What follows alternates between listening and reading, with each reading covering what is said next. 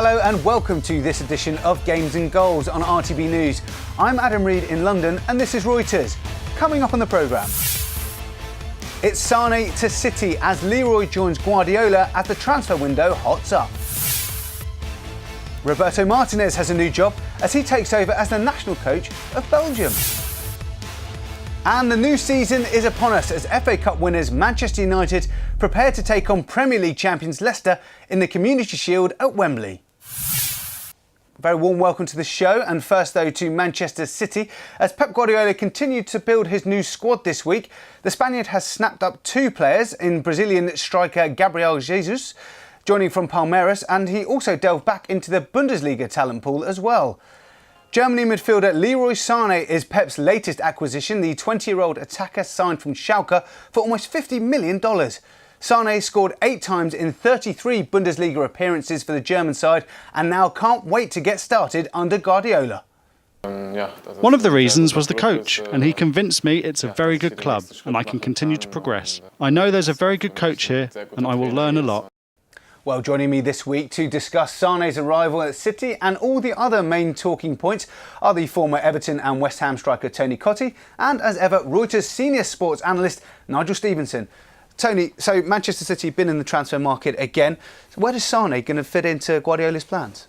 I wish I could answer that one. I think he's bought a good young player, without a doubt, and Guardiola obviously knows him from Germany. But you look at the players they've got, Manchester City, they've got an abundance of midfield and forward players. We know Aguero's going to start, that's the main thing, and then you've got to work your players in behind that, the likes of Silva and Sterling, and Sane now comes into that equation, and I think we'll see a very attacking Manchester City team. But that's the challenge for Guardiola. He's got to hit the ground running in terms of the Premier League because it's all completely different to the Bundesliga.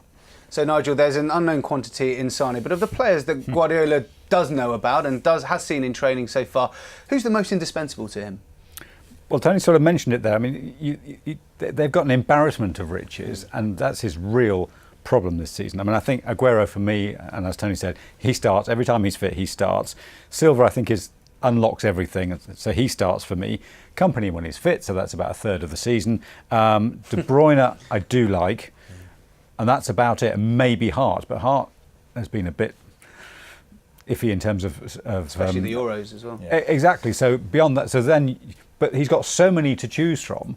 Is he going to meddle with it all the time? Or is he going to say, that's my starting 11 and stick with it? In which case, there's about 30-odd players that they could get rid of. So he's got a real challenge in it. And one of those players that Nigel didn't mention is Yaya Toure. Obviously, we know Guardiola sold him when he first got to Barcelona. But so how do you solve a problem like Toure? Well, I think you solve it by selling him, really, basically. I think I expect him to move on. He's on huge wages. He's coming towards the end of his career. He's been a fantastic player for Manchester City, but they need a new era. He's got to come in, Guardiola. Last season was not good enough for Manchester City Football Club. They've got to come in and he's got to clear out the ones who don't want to be there or perhaps getting on a bit, not part of the system, not how he wants to play. Get rid of those guys and get the youngsters in, get the ones that want to play. That's the key with Sane. He's a young player, hungry, and he'll come in and want to impress. I don't see Toure as part of the long-term plans for City. So we expect Manchester City to sign some more players. So that's City's transfer dealings wrapped up for the week. And they may have got another target in the bag, but Pep Guardiola is still hoping for more additions, as Joe Mainland explained. The new Premier League TV deal once again has taken transfer spending into another galaxy. Players' fees are going up and up as over $500 million was splurged by English clubs on transfers in July. But there's still more to come, and 4 deals in particular could be key in the title race.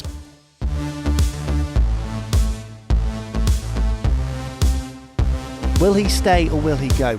That's been the question mark following France and Juventus star Paul Pogba all summer. A return to former club Manchester United has been touted. So too a link-up with former France legend Zinedine Zidane at Real Madrid. Pogba has kept his cards close to his chest, as has United boss Jose Mourinho. I don't confirm, and I don't deny, I cannot tell you. First of all, because I don't think it's correct to speak about players of other clubs, and he's a Juventus player, and he's not a Man United player.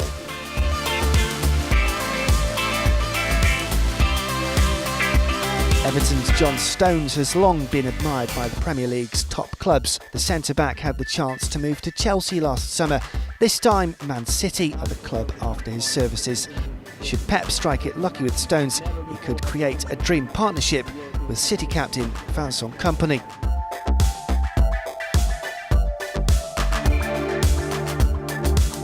Sometimes hindsight comes into play with transfers. That's certainly the case with Chelsea's pursuit of Romelu Lukaku.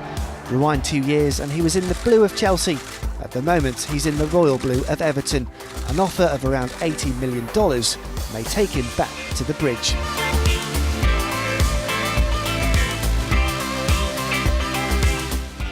And Arsenal's search for a striker could come to fruition. That is, if they can agree a deal with Lyon for starman Alexandre Lacazette. The Gunners had a $35 million bid rejected by the French club. Will another offer take him from Lyon to London? Joe Mainland for RTB News. Let's bring Nigel back in again now. So we heard about Paul Pogba. That's the big transfer that doesn't seem to get quite over the line yet. Why is it there's always one that turns from a normal transfer into a saga?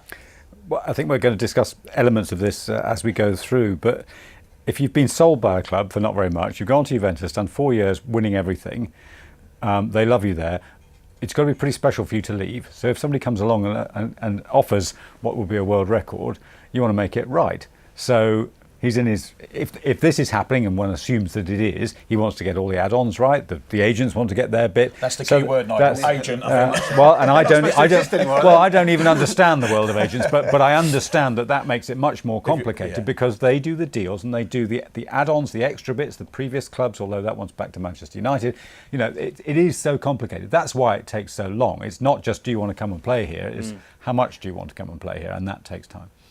So, Tony, with that in mind, there's another big transfer that could go through from one of your old clubs, Everton to Man City. John Stones is a name that keeps getting mentioned. He lost his place in the Everton team last year. Has he done enough yet to justify that sort of price tag of over $50 million? Well, the thing with John is obviously he's a young English talent, and you know, clubs like Manchester City, Chelsea, who were in for him before, they want English talent because they have to have their quota of English players, and that's why he's going to cost a lot of money.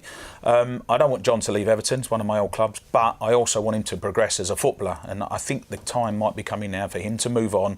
If he can go into that back four at Manchester City, play alongside Kompany, and then you've got a manager like Guardiola who will encourage him to come out from the back and be the central defender we know he can be. I think it's an exciting signing. So City could actually have two Englishmen on the pitch at the same time. That's what a novelty that could be for I was going to say for them. But Nigel, as well, you mentioned Paul Pogba going back to this forwards and backwards of going between the same clubs. Another one that's been linked with the same sort of thing is Romelu Lukaku going back to Chelsea. I mean, for an astronomical amount of money, and it was Mourinho that got rid of him. That's slightly different, and there are so many ways of looking at this, and I'll try and rattle through a couple. But part of it is, when you're an up-and-coming youngster, you want first-team time. He wasn't getting it at Chelsea, so he went off on loan. That bit you understand, but players then do evolve, and also managers make mistakes. The issue here is there's just so much money at stake, and Everton obviously holding out for as much as they can get, and no surprises there, because he's been very successful there. But these things happen, and I don't think it's one of those things. It's not Mourinho making a bad decision because he had pretty good strikers at the time. It's just a combination of those things, but sometimes it gets very expensive. Very expensive indeed, and we expect that to carry on. Time for a break now on Games of Goals, but there is still plenty to come, where there is a new challenge for Rafael Benitez at Newcastle as he aims to restore them to the Premier League.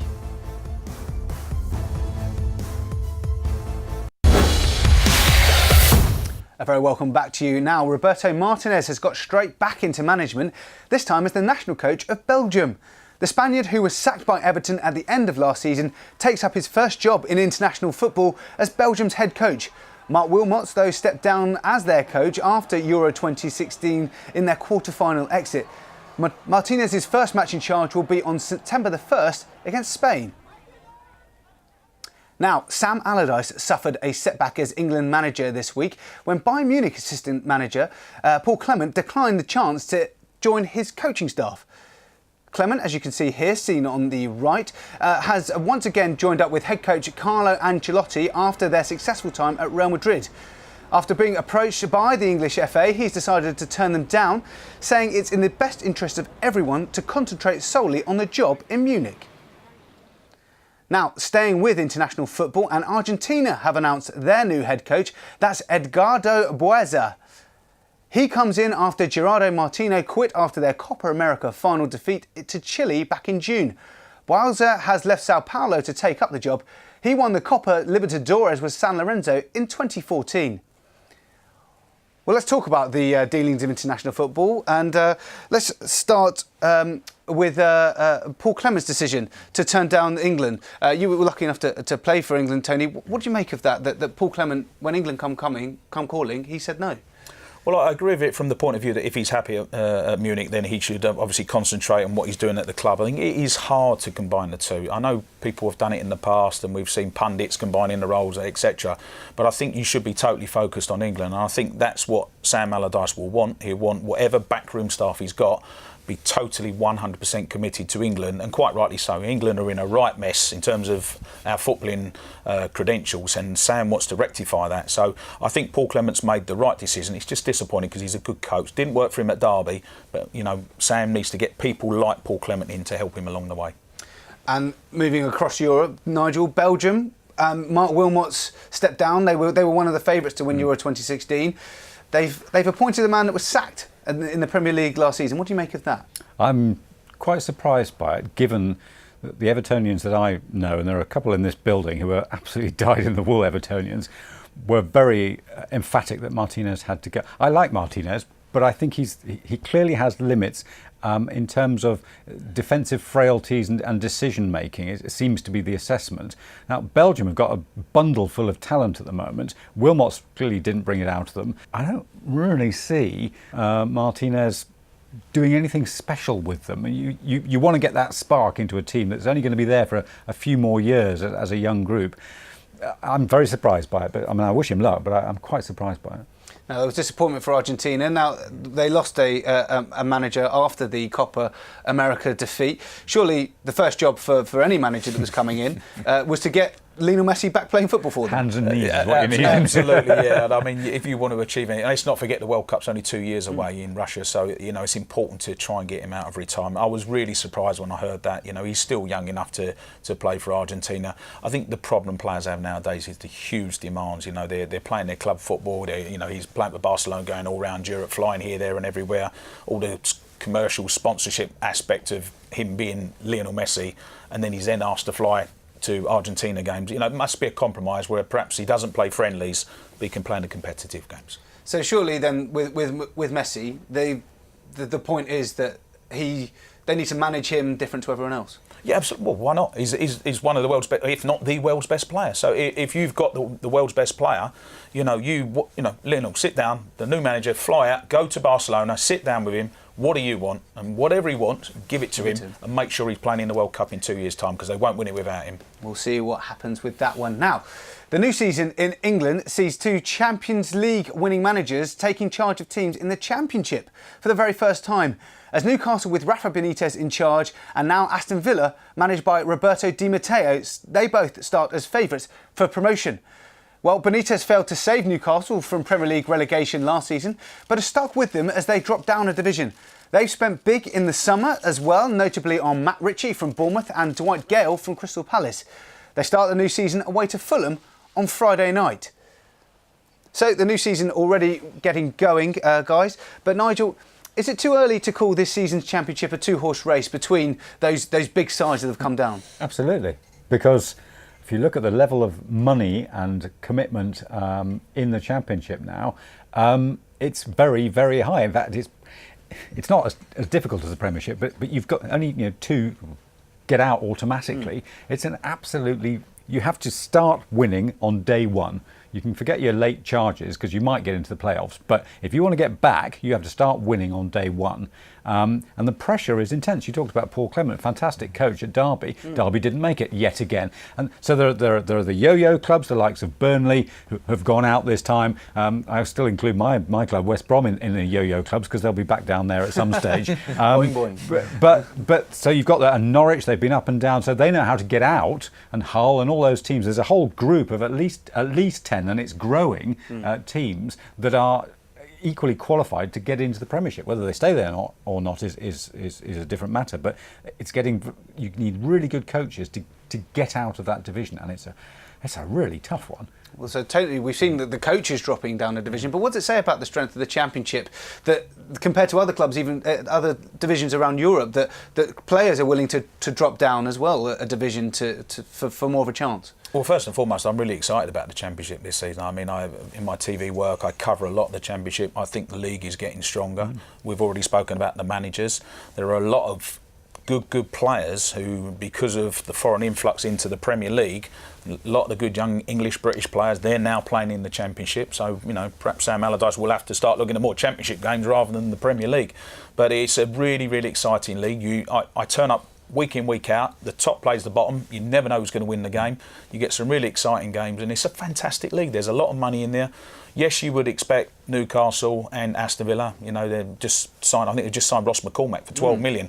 Huge investment for Aston Villa. But they've got the parachute money. Norwich will be there as well. You would expect those three to come back up. But let's not forget Brighton's, Derby's, Forest, Leeds, all these great clubs, that are in the Championship. What an exciting season it's going to be in the Championship. Well, yes, it is going to be a great season in the Championship, and that gets going this weekend.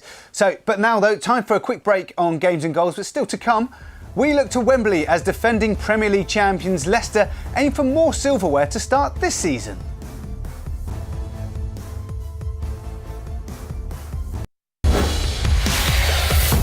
A very warm welcome back. It was only back in May that Leicester's incredible season saw Wes Morgan lift the Premier League trophy and crown them as the most unlikely of champions. But Sunday sees them go to Wembley to face Manchester United in the Community Shield. United won the FA Cup last season, of course, and the match marks the start of this new season. Well, Leicester's pre-season, meanwhile, has been a mixed bag. They had a heavy loss to PSG in Los Angeles before a spirited 4-2 defeat to Barcelona in Sweden on Wednesday. $20 million record signing Ahmed Musa impressing with 2 goals for Claudio Ranieri's side on that occasion. Now then, Tony, it's uncharted territory for Leicester this summer, preparing for a Champions League appearance for the very first time. How have you made of them in the summer, and particularly those signings in the window? Well, I think first and foremost, pre-season's totally irrelevant to what's going to go on in the season. It's a huge challenge for Leicester. I think one of the problems is going to be mentally getting the existing players right, because they had everything go right for them last year. And this year, it's going to be difficult. Other teams are going to be better. They're going to up their game against Leicester. So that's going to make it a challenge. In terms of their transfer business, I think they brought in Musa, Kaputska as well. So they brought in a couple of players. I still think they probably need to bring in 2 or 3 good players, 15, 20 million pound players. Leicester can afford that sort of money, and if they bring those players in, I think they'll be ready for the Champions League. And once they get in that Champions League, there'll be a surprise package, I think. A lot of teams will struggle against them. Of course, they're going to be in pot 1 as well. Yeah, exactly. So they're going to get a good draw, hopefully. In the Premier League, everyone knows what Leicester's all about. I think in Europe, it might be a bit different. I expect them to get out the group stages. Interesting. Nigel, well, they've kept hold of Vardy, but they've not managed to keep hold of Kante. Riyad Mahrez is another one that keeps getting linked with a move away. What sort of difference can their season be if he stays or goes? Initially, I think is the biggest problem. I think they would really struggle without him to start with, because presumably at the moment he's training with the team. So if you then, and you assume he starts, if you then take him out, that's a big hole to fill. And he's not one of those traditional players. He's a bit skinny and he just ghosts around. But boy, is he quick, and boy, is he effective.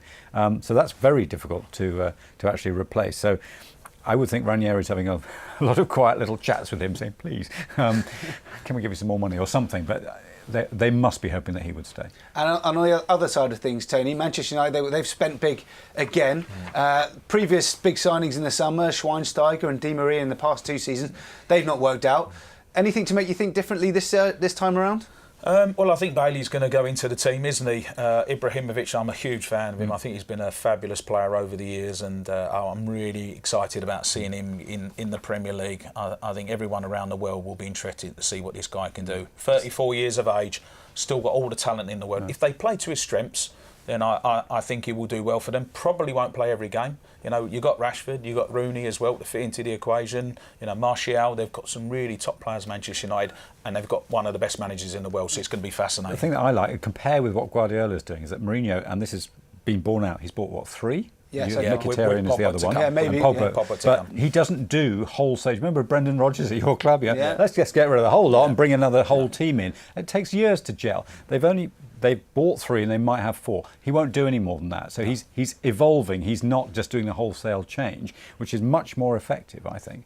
Well, the season Chelsea won the league under Mourinho. They brought in Costa and they identified the areas. Exactly, and they get their business done early, which is what he always does.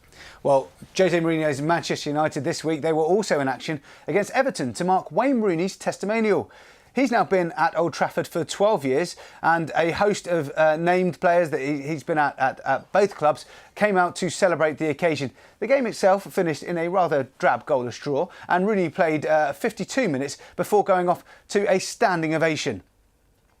A very different feeling for Wayne Rooney going off to a standing ovation than the one he had at the Euros. But Wayne Rooney, I mean, the experiment at the Euros, Tony, him in midfield and under Van Gaal, it didn't really work out. But now he's got a new manager looking at him. And so what does he do with Wayne Rooney? Well, you put him in his best position, which personally I think is the one just behind the forward. If you play Ibrahimovic or Rashford, you put Rooney in just behind him and say to him, Wayne, just roam around, find a bit of space and create some chances. And when you get in the box, do what you're good at, which is scoring goals. You know, he's scored over 200 goals for Manchester United. I don't want to see Wayne Rooney for England or Manchester United playing in midfield. I know he can do it, but we've got other players who can do that for both for United and England. Push him further up the field. Mourinho's already said what's going to happen. It'll be a number 10 role behind the forward, and we will see the old Wayne Rooney back this season, I promise you that. Speaking of the old Wayne Rooney, unbelievably, Nigel, he's going to be 31 in October. It feels like he's been around for ages. Is there anything He has left? been around for ages. Is there anything for him to prove? I mean, is he even an automatic starter?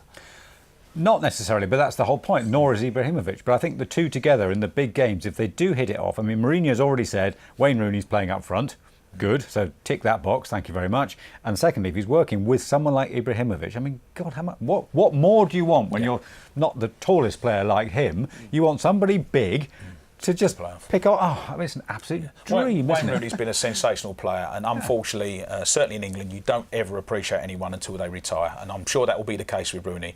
But to be top goal scorer for England, he probably will be top goal scorer for Manchester United. It says it all. And he's going to be probably top appearance maker for England one day as well. Absolutely, yeah. He's been a fantastic player. Yeah. Very good, very big thank you to both of you for so far. Just time to look at some of the other big sporting stories making headlines this week.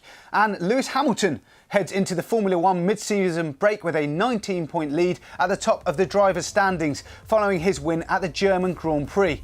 That victory in Hockenheim was Hamilton's 4th in a row and caps a remarkable turnaround in July for the Mercedes driver. That's seen him achieve a 62-point swing over teammate Nico Rosberg. Now, world heavyweight champion Tyson Fury has been charged with doping offences by the UK's anti-doping body.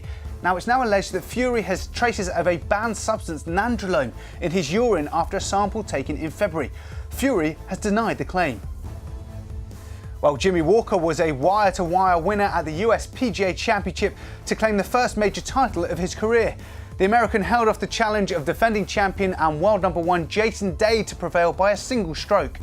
Walker's win now means all 4 majors this year belong to first-time winners. Onto tennis, and world number 4 Stan Wawrinka will not be representing his country at the Rio Olympics. That's because he's pulled out because of a back injury.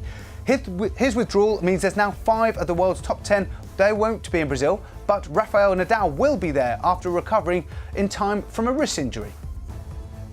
British cycling and world road racing cycling champion Lizzie Armistead has been cleared to compete in the Games after successfully having a suspension overturned by the Court of Arbitration for Sport.